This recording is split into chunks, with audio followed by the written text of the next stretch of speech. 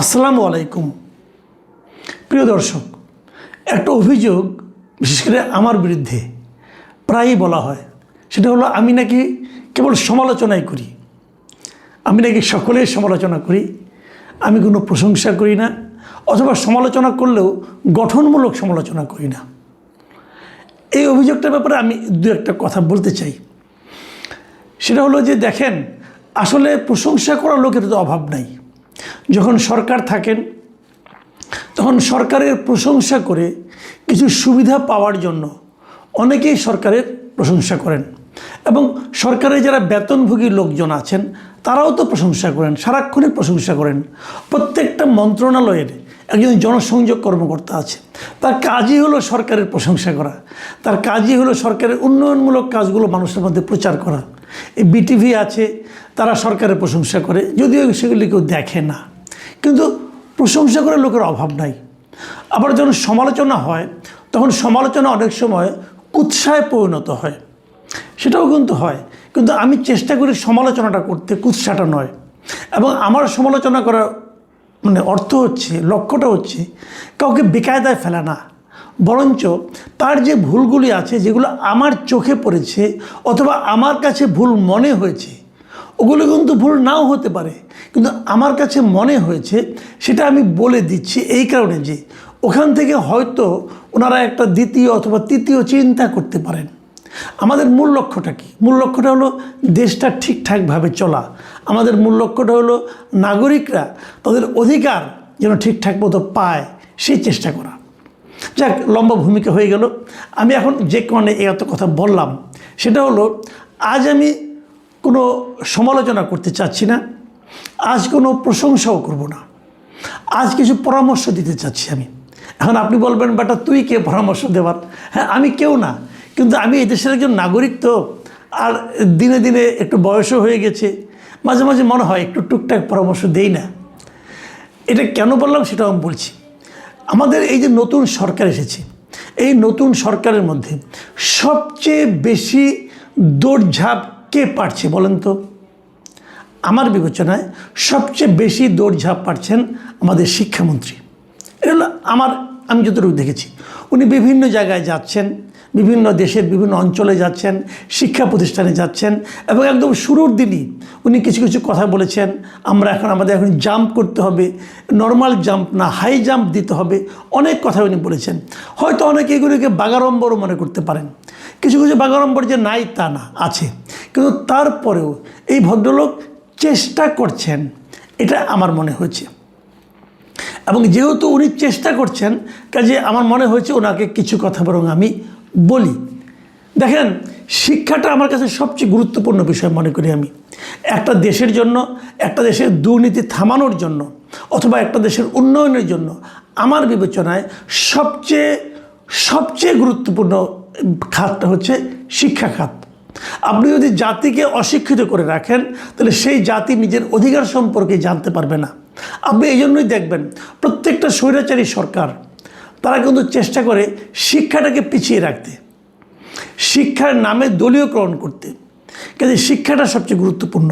এই বিষয়টা আমাদের পার্শ্ববর্তী দেশ, আমাদের মতো একটা গরিব দেশ নেপাল, তারা কিন্তু বুঝতে পেরেছে। বুঝেই তারা কি করেছে, নতুন সরকার আসার পর তারা শিক্ষাক্ষেত্রে কয়েকটা যুগান্তকারী পদক্ষেপ গ্রহণ করেছে। সেই যুগান্তকারীগুলো কি? শিক্ষা প্রতিষ্ঠানে কোনো ছাত্র রাজনীতি থাকবে না, শিক্ষা প্রতিষ্ঠানে কোনো শিক্ষক রাজনীতি থাকবে না।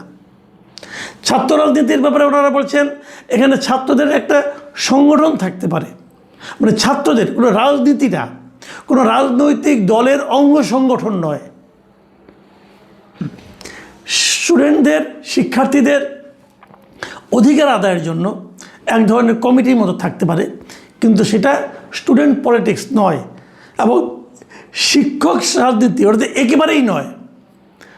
আমাদের সরকার কিন্তু এখনও সেই দিকে যায়নি। আমি মনে করি যেতে পারে, অন্ততপক্ষে শিক্ষক রাজনীতি বন্ধই করতে পারে। শিক্ষক রাজনীতি থাকলে বা স্টুডেন্টদের রাজনীতি থাকবে, শিক্ষক রাজনীতি থাকলে ওদের লেখাপড়া হবে না, কেবল পরস্পরকে ল্যাং মারামারি হবে। কাজে আমি মনে করি শিক্ষক রাজনীতি ইমিডিয়েট বন্ধ করা দরকার। এটা গেল ওখান থেকে শিক্ষা। ওখানে ওরা আরেকটা যুগান্তকারী পদক্ষেপ নিয়েছে। সেই পদক্ষেপটা কি, ওরা নেপালের সমস্ত প্রাইভেট স্কুল বন্ধ করে দিয়েছে। বলেছে নেপালের সবাই একই ধরনের শিক্ষা পাবে। সেই শিক্ষাটা কি, সরকারি স্কুলের শিক্ষা। অনেক বড় সিদ্ধান্ত, কিন্তু এরকম বিপ্লবী সিদ্ধান্ত কি আমাদের বিপ্লবী সরকার নিতে পারবে? আমার মনে হয় পারবে না। ঠিক আছে, পুরোটা নেওয়ার দরকার নেই, আংশিক নেন। দেখেন আপনি দেখেন, আপনি বাচ্চারা যে স্কুলে পড়ে, যে কিন্ডারগার্টেন স্কুলে পড়ে, যে প্রাইভেট স্কুলে পড়ে, সেই স্কুলের টিচার কত টাকা বেতন পায় ভাবেন একবার। সে যে বেতন পায়, আপনার বাড়ির পাশে যে সরকারি স্কুল আছে, সরকারি প্রাথমিক বিদ্যালয় আছে, সেই সরকারি প্রাথমিক বিদ্যালয়ের শিক্ষক কি সেই কিন্ডারগার্টেনের স্কুলের শিক্ষকের যে কম বেতন পায় না বেশি বেতন পায়? বেশি বেতন পায়। সরকারি শিক্ষক বেশি বেতন পায়। তাহলে যে স্কুলের শিক্ষক বেশি বেতন পায়, যে স্কুলের শিক্ষক হওয়ার জন্য রীতিমতো কম্পিটিশন হয়, সেই স্কুলে আপনি আপনার সন্তানকে পড়ান না কেন? বলেন কেন পড়ান না? কেবল পড়ান না পরিবেশের কারণে, আর পড়ান না ওখানে যারা শিক্ষক আছেন তারা তাদের পড়াশোনাটা নিয়মিত ঠিকভাবে করায় না বলে। করায় না কেন? উনি বেতন বেশি পান কিন্তু কম পড়ান কেন? এবং আরও ইন্টারেস্টিং হলো, আমি মাঝখানে যখন আমি একটা আপনার প্রতিষ্ঠানে হেড অফ নিউজ ছিলাম, তখন আমি ওখানে বসে আমার রিপোর্টারদেরকে বলেছিলাম যে আপনারা একটা নিউজ নিয়ে আসেন। সেটা হলো ঢাকা শহরে প্রত্যেকটা ওয়ার্ডের একটা করে সরকারি প্রাথমিক বিদ্যালয় আছে। সেই প্রাথমিক বিদ্যালয়ে যারা টিচার আছেন, সেই টিচাররা কি ওনাদের নিজেদের সন্তানকেও তার স্কুলে পড়ান? আমি এই খবরটা নিতে বলেছিলাম। আমি যে ফলাফলটা পেয়েছিলাম সেটা ভয়ঙ্কর। সেটা হলো অনলি 15 থেকে 17-18% মাত্র আমরা পেয়েছিলাম যা নাকি শিক্ষকরা নিজেদের সন্তানকে তার স্কুলে পড়ান। বাকিরা কেউ পড়ান না।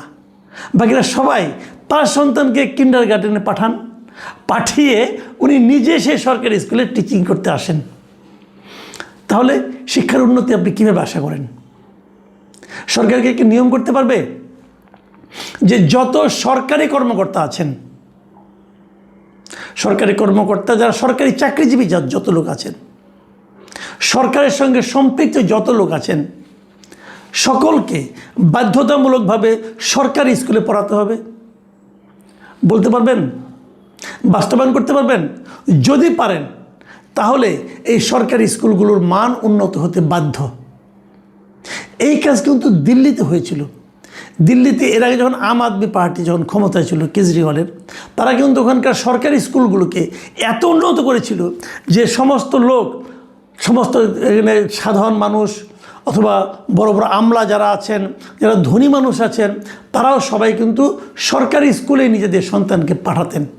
ওই স্কুলের কোয়ালিটি, তার মানে স্কুলের কোয়ালিটি ভালো হলে স্টুডেন্ট ভালো পাওয়া যায়। তো সরকারি স্কুলের এত টাকা সরকার খরচ করছে, কোয়ালিটি ভালো হবে না কেন? সরকারি স্কুলের বাজেট কি একটা বেসরকারি স্কুলের বাজেটের চেয়ে কম? কম নয়, বেশি। তাহলে ভালো হবে না কেন? এবং সরকারি স্কুল তো শিক্ষা মন্ত্রণালয়ের অধীনে। শিক্ষামন্ত্রী এই জিনিসটা দেখেন, তাহলে হয়তো আমরা বলতে পারবো যে না, এটা ভালো হবে। কিন্তু সেটাকে আপনারা করতে পারবেন? আমি আরও 2-3টা পয়েন্ট বলি। যেমন এই শিক্ষামন্ত্রী একটা পদক্ষেপ আমার খুবই খারাপ লেগেছে, সেটা বলেই নেই। সেটা শুরুতে উনি করেছিলেন, সেটা হলো সংসদে ওই যে হাসনাত আবদুল্লাহ বলেছিলেন যে স্টুডেন্ট ভালো আসছে না, ভর্তি পরীক্ষা হচ্ছে না বলে, লটারির মাধ্যমে পরীক্ষা ভর্তি হচ্ছে বলে উনি ভর্তি পরীক্ষা ইন্ট্রোডিউস করেছেন। আগামী বছর থেকে ভর্তি পরীক্ষা হবে। আমি মনে করি এটা হবে আত্মঘাতী। ভর্তি পরীক্ষা যখন আপনি করেন, বিশেষ করে শিশু শ্রেণীতে, এলিমেন্টারি ক্লাসে যদি আপনি ভর্তি পরীক্ষা রাখেন, সেটা স্টুডেন্টের উপর এবং স্টুডেন্টের গার্জিয়ানের উপর একটা ভয়ঙ্কর চাপ সৃষ্টি করবে। এই চাপটা হয়তো ওই স্টুডেন্টের বাকি জীবনের শিক্ষাক্ষেত্রের জন্য একটা আতঙ্কের কারণ হতে পারে। কাজে আমি মনে করি এখান থেকে দয়া করে পিছিয়ে আসেন, এটা ভালো হবে না আপনার জন্য। এবং এটার ফলে কোচিং ব্যবসা যেটা আছে তাদের রমরমা একটা ব্যবসা হবে, বাণিজ্য হবে। আচ্ছা একটা কথা বলেন, যদি স্কুলে সব কিছু পড়ানো হয় তাহলে কোচিংয়ে পড়াতে হবে কেন? কোচিং যারা করান তারা কি স্কুলের টিচারদের চেয়েও টিচিংয়ের ব্যাপারে বেশি এক্সপার্ট? তা তো হতে পারে না। তাহলে কোচিংয়ে করতে হবে কেন? স্কুলে ভালোভাবে পড়ানো হয় না বলেই ওই ফাঁকটা, ওই গ্যাপটা পূরণের জন্য আমার কোচিংয়ের দরকার হয়। শিক্ষামন্ত্রী কি পারবেন কোচিং ব্যবসা বন্ধ করতে? কোচিং ব্যবসা নিষিদ্ধ করতে পারবেন? যদি পারেন তাহলে আমি বলবো আপনি শিক্ষাক্ষেত্রে একটা যুগান্তকারী কাজ করছেন। আমার এই 2-3টা চ্যালেঞ্জ আমি দিয়ে রাখলাম। 1 নম্বর, কোচিং ব্যবসা বন্ধ করেন। প্রাথমিক শ্রেণীতে ভর্তি পরীক্ষা বন্ধ করেন। সরকারি স্কুলগুলোকে উন্নত করেন, যাতে সরকারি কর্মকর্তারা, সরকারি কর্মচারীরা তাদের সন্তানদের সরকারি স্কুলে পড়ান।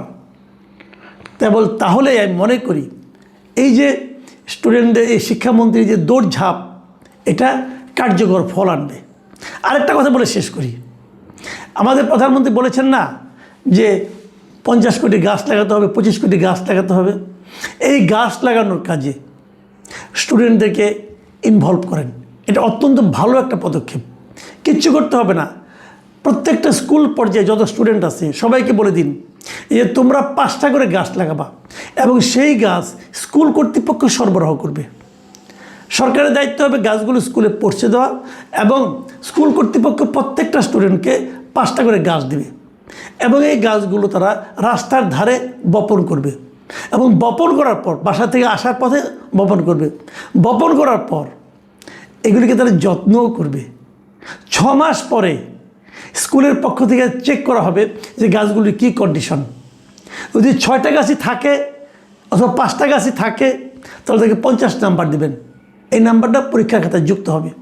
যদি 4টা থাকে জীবিত তাহলে 40 নাম্বার, 3টা থাকলে 30 নাম্বার। আপনি দেখবেন 5টার মধ্যে 5টাই থাকবে।